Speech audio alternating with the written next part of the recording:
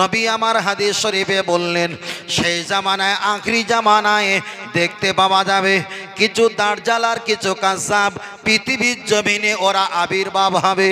নবী আমার পরে বললেন ইয়াকুনাকুম বিল হাদিসি, তবে ওরা এমন এমন হাদিসের কথাবার্তা বলবে বিমালাম তাসমাউ, যা তোমরা ইতিপূর্বে কখনো শোনোনি, ও আনতুম আলা আবাউকুম, যা তোমাদের মুরব্বীরা শুনে তারা কবরে যায়নি।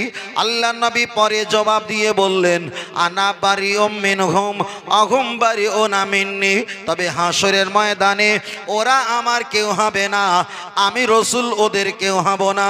আল্লাহ নবীকে জিজ্ঞাসা করলেন ইয়া রাসূলুল্লাহ হাবিবাল্লাহ বালহুম ইউসাল্লুনা, ওরা তো নামাজ পড়েছে, ওয়ায়াসুবুনা, ওরা তো রোজা পর্যন্ত রেখেছে, ওয়ায়াহুদ্দুনা, ওরা হজ তো পালন করেছে, আপনি কেন তাদের হবেন না, তারা কেন আপনার হবে না, কারণটা কি?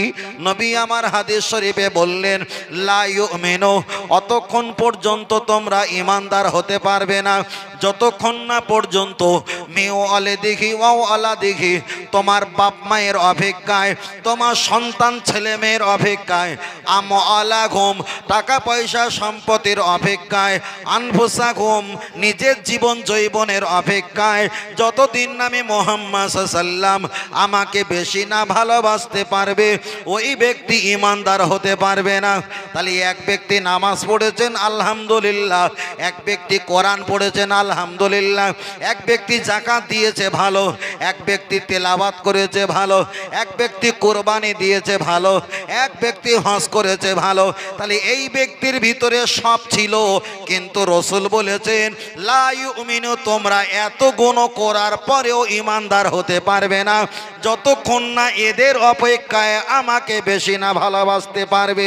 তাহলে এক শ্রেণীর মানুষেরা পৃথিবীতে সব গুণ পালন করে আর মুহাম্মদুর রাসূলুল্লাহ জায়গায় বেরাহমাতেকা ওরা চালিয়ে দিয়ে থাকে। তাহলে এদের ভিতরে সব আছে, নবী নেই, পৃথিবীতে ইসলাম থাকবে কিন্তু ঈমান পাওয়া যাবে না।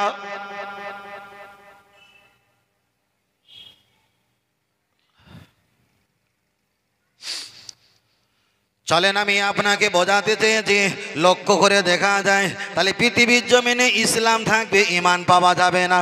এই ব্যাখ্যা দিতে গেলে দীর্ঘক্ষণ লম্বা আমার অনেকটা বেড়ে যাবে। চলেন একটাবার আগিয়ে যাওয়া যাক।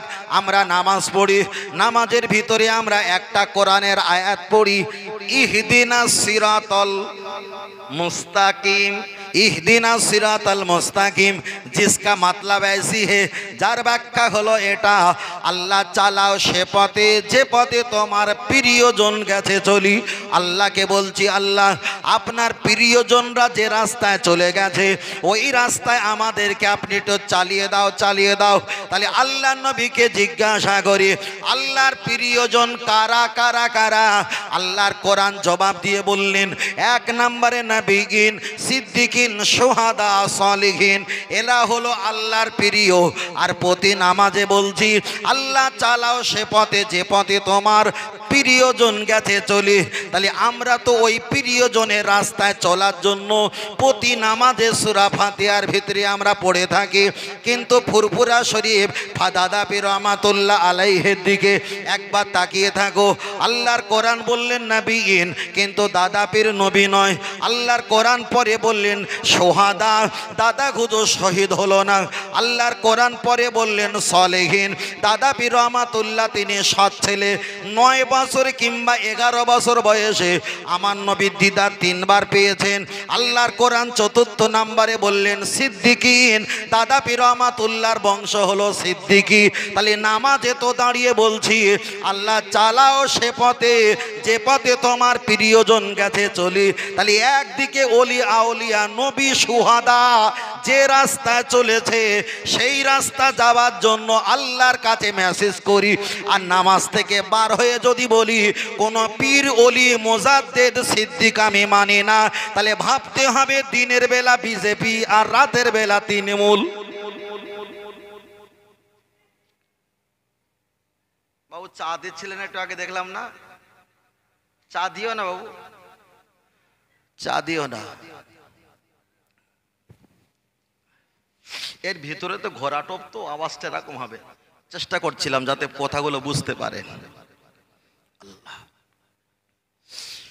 চলেন আমি আপনাকে বোঝাতে চেয়েছি, আল্লাহর কোরআন জানিয়ে দিয়েছেন তোমরা কমপক্ষে 4 জনকে তোমরা ভালোবাসবে, আর 4 জনকে যদি তোমরা ভালোবাসতে পারো আল্লাহ তোমাদেরকে জান্নাত দেবে।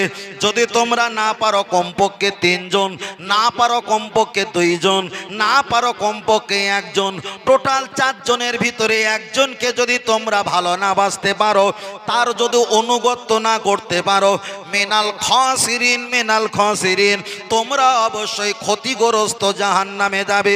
এবার 1 নম্বরে বলল আল্লাহ, নবীগণ তোমরা নবীর কাছে চলে যাও। এখান থেকে নিয়ে আপনাদের সামনাগর থেকে নিয়ে আল্লাহর কাবা বাইতুল্লাহ শরীফ কম বেশি 8,500 কিলোমিটার রাস্তা, যাবার মতো আমাদের ক্ষমতা নাই। যদি নাকি আমরা পৌঁছে যাই, তথাপি নবীকে তো আমরা পাবো না। 1,500 বছর আগে নবী আমার বিদায় নিয়ে চলে গেছে। তাহলে আল্লাহর কোরআন বললেন, নবীগণ তোমরা নবীর কাছে পৌঁছে যাও, কিন্তু নবীকে আমরা হারিয়ে ফেলেছি।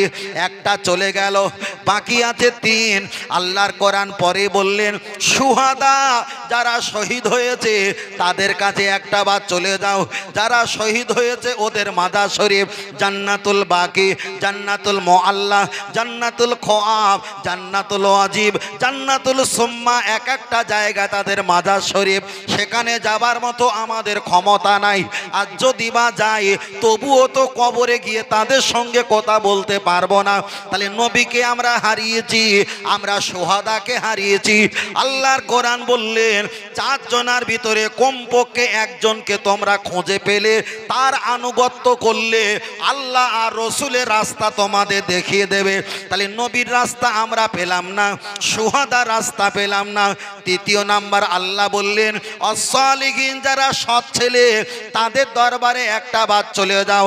আপনি যদি বলেন বিশরে হাফি রহমাতুল্লাহ, বিশরে হাফি উনি প্রথম জীবনে মদখোর আর চুল্লুখোর ছিল, প্রথম জীবনে আল্লাহওয়ালা ছিল না, ওনাকে আমি সরিয়ে দিলাম। আপনি যদি বলেন নিজামুদ্দিন আউলিয়া প্রথম জীবনে হত্যাকারী আর মার্ডারকারী ছিল, ওনাকে আমি মেনে নিতে পারলাম না, ওনাকে আমি ছেড়ে দিলাম। কিন্তু টোটাল বাংলা যা ঘুরে ঘুরে দেখতে পেয়েছি, ফুরফুরার আবু বকর সিদ্দিক রহমাতুল্লাহ আলাইহি, যার বংশটাই ভালো, যার খানদানটাই ভালো, যার মরণ থেকে শেষ পর্যন্ত আল্লাহ আল্লাহ খোদা ফেরতা ছিল, ওই ব্যক্তিকে আমরা সৎ ব্যক্তি পেয়েছি। আল্লাহর কোরআন বললেন, সালিহিন এমন তোমরা সৎ ব্যক্তির কাছে তোমরা পৌঁছে যাও।